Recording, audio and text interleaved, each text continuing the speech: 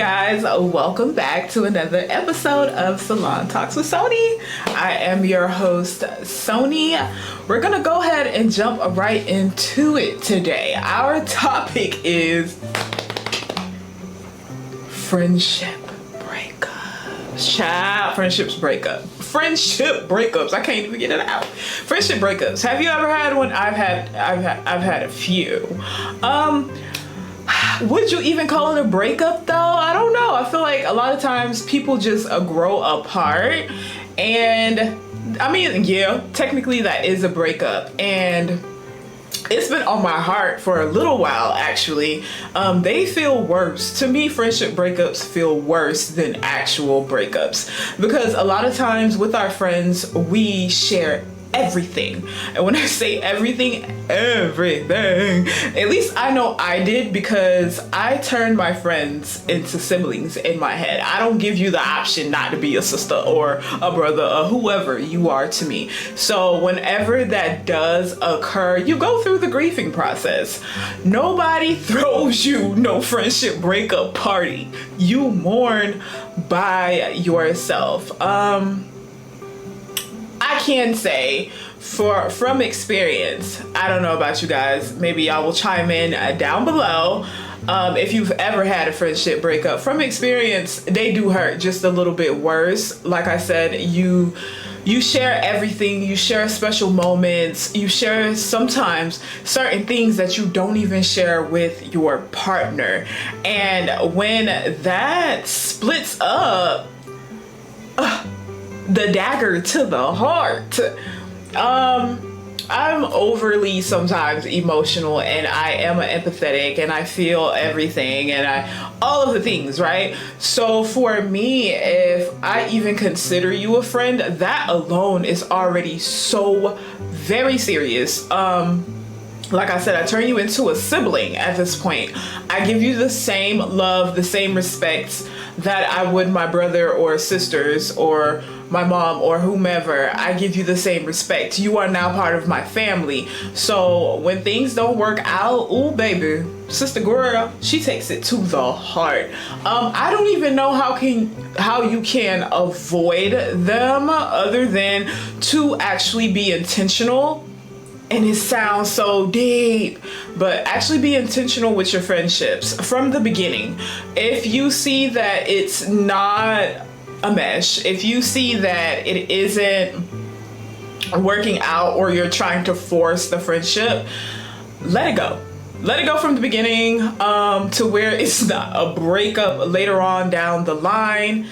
I'm really trying to not so much speak from my own personal experience, but I guess that is the whole point of the podcast, right? Let's talk. Let's get into it. I know for me personally, I struggled with setting boundaries. Excuse me. I struggled with setting boundaries, allowing things to slide, like we do, most of us, allowing things to slide under the rug, or excusing the person, or even trying to define what they could have meant by what they said, what they did, and give excuses. Don't give people hall passes. Set your boundaries, set your intention for the friendship from the beginning. For me personally, if I'm going to speak from the heart, a lot of people become my friend based on what they see or what, I don't want to assume, but what they feel like I can bring to their life, how I can enhance their life. Even if it's just hanging out and I look the part all the time, you don't want to go out with no raggedy people. If we're going to be honest, right? Let's be honest. You don't want to go out and your friend isn't completely 100% matching your vibe, let's say. I'm a chameleon. I can shift and shape into any room. So if this is a hip hop night, let's call it hip hop night, I know how to dress hip hop. If it's an R&B night, I know how to bring grown and sexy. If it's whatever, I know how to shift and shape. And I think that's where I might have went wrong with a lot of my friendships, is being such a chameleon that I don't recognize the signs of being taken advantage of people doing things and them not meaning the best for me. You really have to be assertive, not mean, but very assertive. Mean what you say and say what you mean. And allow yourself, if you do have a friendship breakup, allow yourself that time to grieve the friendship. I mourn all of my friendship breakups because, like I said, I take everyone so seriously. You become a part of me, a part of my family, a part of life. You're literally doing life with me. Just like any other death or any other loss, it hurt. So I give myself time to recover. I give myself time to actually think about what could have went wrong, what role I played in any of them breaking up or drifting apart. And sometimes it's not always a loud breakup. Sometimes it's very quiet. You just start noticing, yeah, this person might not be a good fit. So you withdraw, you take a step back. And there's nothing wrong with that. That is completely okay for you to grow apart from someone. I feel like a lot of times I probably could have done better with ending the relationship or ending the friendship and going on with my life. But I believe I give grace. I give tons of grace, and I pretty much give room for conversation to be had. I'm trying to say this in ways everyone will understand where I'm coming from. I give room for conversations to be had that might be difficult. If I address things, 3 strikes, you're out. If I address it the first time, I'm normally usually really nice about it because I'm like, we're 2 different people. We have 2 different trains of thought. The second time, this is your fair warning because there will be no third. If there's a third time and I see that you don't recognize the sign of this being the third time, I will gracefully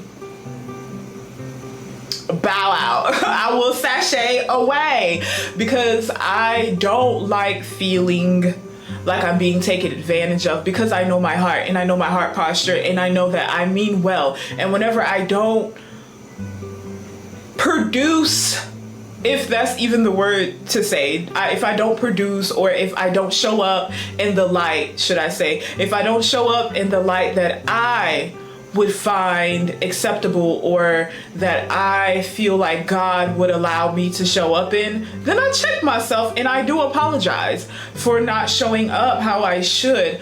But I've learned to set those boundaries firm, set those boundaries hard, put your foot down, stand on the hardest business you've ever stood on in your life.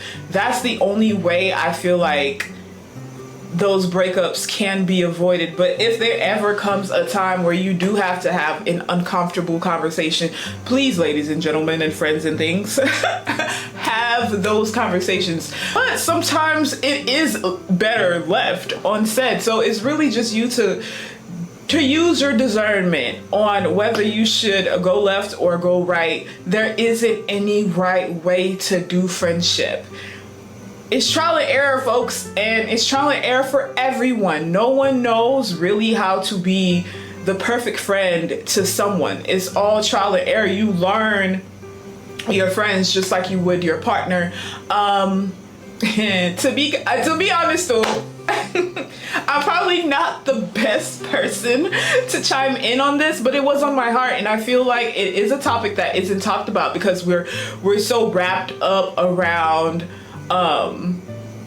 husband and wife, boyfriend and girlfriend, or relationship type breakups, and not so much the pain that it causes to lose your best friend. Just as much as your partner is your best friend is your best friend. So that breakup will hurt just as bad. I genuinely pray for myself and as well as y'all. If you do ever experience it, just, cry out to God about it, because sometimes people are called into your life for a reason, sometimes a season, and it's only the Lord that can give you the answer on whether it was for a season or for a reason. But I say take on your friendships with as much love, tender, and care as you would a relationship with a partner, because at the end of the day, we're all human beings and we don't want to feel the hurt of feeling betrayed or feeling disappointed. And for me, it was more so disappointed every single time. Disappointment every single time, and that sucks. And I don't even think those people know how that affected me for months on end, and how sometimes I even have the flashbacks like, bro, I let them try me over and over and over and over, because I do believe in giving grace. But when is enough grace, or when is too much grace enough grace? I think I said that right. But nonetheless, do give grace and try to really use your discernment on when the boundary should be sealed, pressed into place. Yeah, a friendship breakup can hurt to the core, but it also can be used as growth for the next people, for yourself. How can you grow as a person? What are some mistakes you've made in a friendship? What are ways to apologize? I don't even think a lot of us know how to apologize. Have you said sorry? Have you said sorry to one of your friends the last few months? Right away. Not after it got quiet, not after the silent treatment. Have you apologized? Have you tried to sit down and have the conversation? Not listen to give a response, but actually hear the person out and what they're trying to say and where they're coming from. Life is short, people. Life is so short and life is so precious, and that's really what goes through my mind a lot of times when things don't work out with friends that I would hate, God forbid, anyways, I would hate for anything to happen to anyone and I not have or gave myself the chance and the opportunity to say my piece, even if it was the end, and to really allow the other person to say their piece. Even though sometimes, like I said, use a discernment on which way things should go. Even though sometimes some things are better left unsaid, give it the opportunity for growth if there is, and use your heart. Check your heart posture to see if there's room to grow or time to go.